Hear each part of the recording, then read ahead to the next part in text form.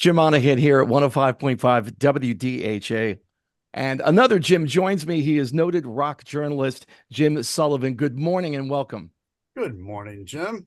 I have a very quick Lou Reed story before we start.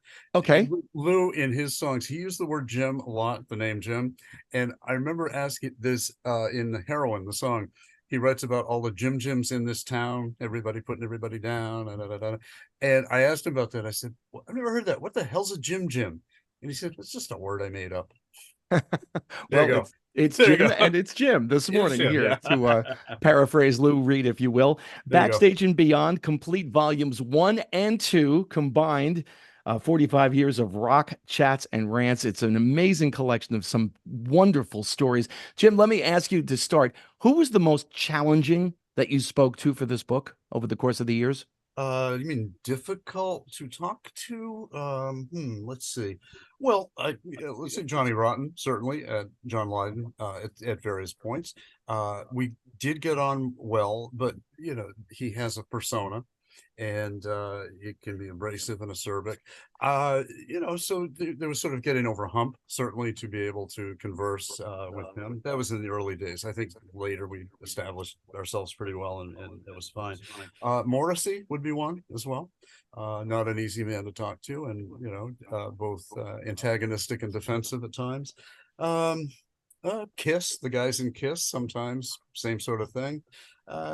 But I'd also say, even if there was a challenge, if you will, on that, I like that. I mean, I like being able to go into a situation and knowing that, all right, this isn't just smooth as butter. We may have a few wrinkles here that we're going to have to work through. Anyway, I yeah. found David Crosby to be like that. I had a chance to interview David a number of times, and I knew going in, my Yeah. questions better be good because I knew he did not suffer fools. I did not interview Crosby ever, but I heard he could be a prickly son of a bitch. Could he not? Yes. He could, and at the same time, if you asked him the right questions, he could give you the best stories. Yeah, yeah. That's the part of it. When I thought of that question to ask you, though, the ones that came to mind were Jerry Lee Lewis. Yes. There's some amazing anecdotes in that chapter. Puff Daddy Yeah, as well. I thought maybe he would be a little difficult to get through the veneer he at was. first. He was. Uh, it was an interesting assignment. I spent the day with him as he went from radio station to radio station in Boston doing his shtick, which is the same shtick at every station, which is repeat the name of the album 100 times and his spiel.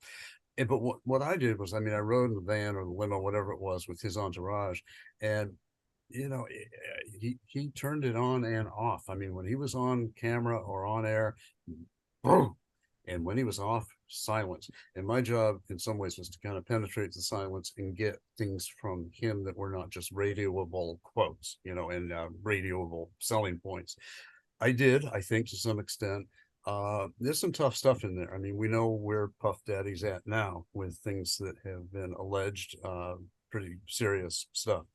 There are hints of that in my chapter too. He was under some fire for various, again, potential alleged crimes then too, and we get into that. It's kind of an outlier chapter in a way. I don't deal a lot with hip hop, but this was just so fascinating in a way. I just felt I had to include it, and I'm glad I did. I mean, I suppose, especially in light of what's happened now, where he's in the news, I think people may go, "Oh, okay. Well, what was he like at this point in time?" And you may find some similarities there to where he is now. I mean, read between the lines a little bit.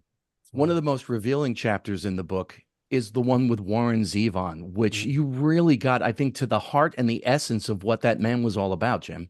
it was I think with him and Ray Davies of the Kinks, I think were the two deepest, longest relationships I had. Interviews stretched over a number of years, and with Zevon, you're right.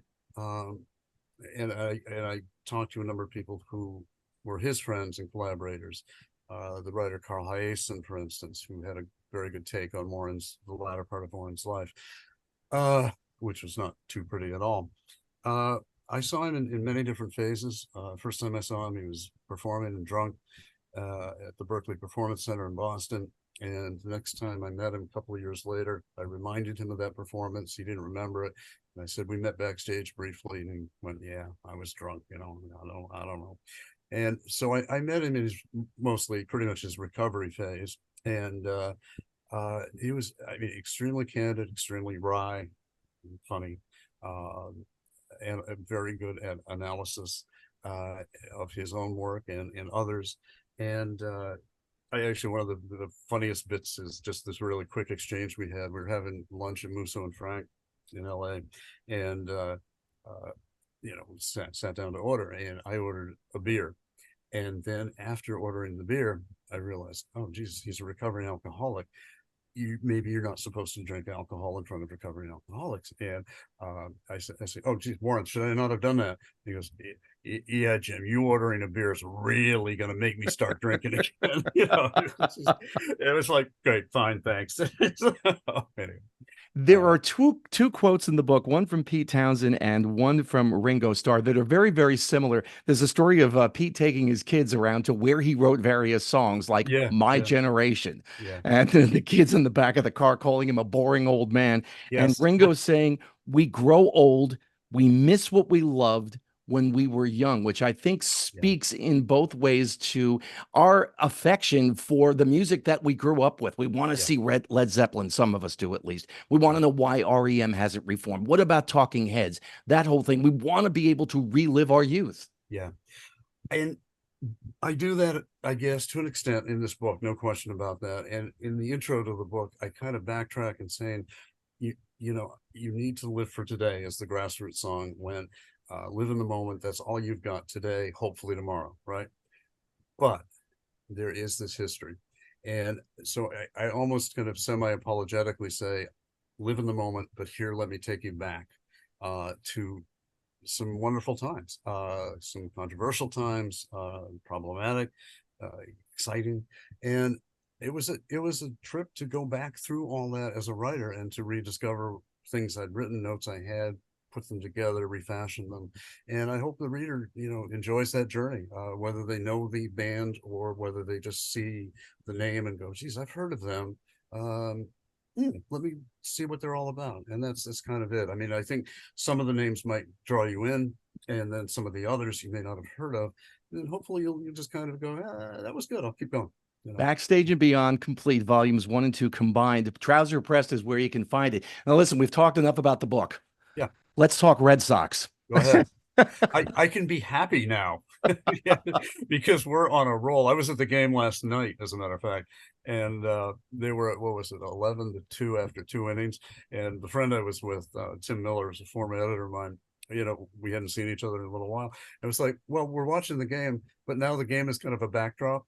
Because they're creaming them. It's a blowout, and so we just talked and had a great time there. But yes, anything Red Sox, I'm happy to go into that now.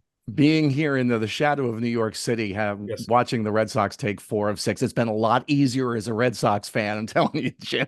I Now you're in an area where it's split Red Sox Yankees pretty much. No, Is it no, right? this No. is heavy, Oh, heavy Yankee country. We're about oh, 20 oh, minutes outside the city. And okay. I'm a Wait. Bronx guy. I lived in the Bronx for a bunch of years. So you're a Red Sox fan? I got dropped on my head a lot as a kid. Must have. Wow. So you were. I mean, have you always been in this area then as a Red Sox fan? Yeah. Yeah. Born in Queens, lived outside of Philadelphia for a while, and then lived in the Wow, Bronx and then Philadelphia. here in New Jersey. So clearly you got beat up a lot. Wow, that's that. I admire your strength in that. I've got a lot of friends who are Yankees fans. Obviously, Ira Robbins, one of them, the publisher of the Trouser Press, and I think there's a mutual respect. If you live in for most people, not you, but for most people, you live in New York, you're a Yankees fan or you're a Mets fan, right? I live in Boston, I'm a Red Sox fan. We know that this is our turf, but I respect you greatly for coming over to our side or being over on our side for so long. Well, thank you so much. And best of luck with the book. It's a wonderful collection of stories and reads, Jim. Thank you. Thank you. Yeah, it's there's, with the ebook that's out now, there's 11 bonus chapters, if you will. And I tried to keep the range as I did in the two hard copy books, going from the folk music of Judy Collins and Joan Baez, and into, well, Stevie Wonder, the Rascals, Kiss, this great soundtrack artist Ryuichi Sakamoto, and Ringo Starr. It was things that I didn't quite include the first time for no good reason, just that I had to stop at some point. And then when we decided to do the ebook, Ira had said, "Do you want to add to it?" And I said, "Yeah, I've got more." And I just, spent a month or so just kind of honing that and throwing it out. And, there you go. Bonus chapters, for the ebook. Well, again, best of luck and thank you so much for your time. Thank you. Appreciate it. Go Sox. Go Sox.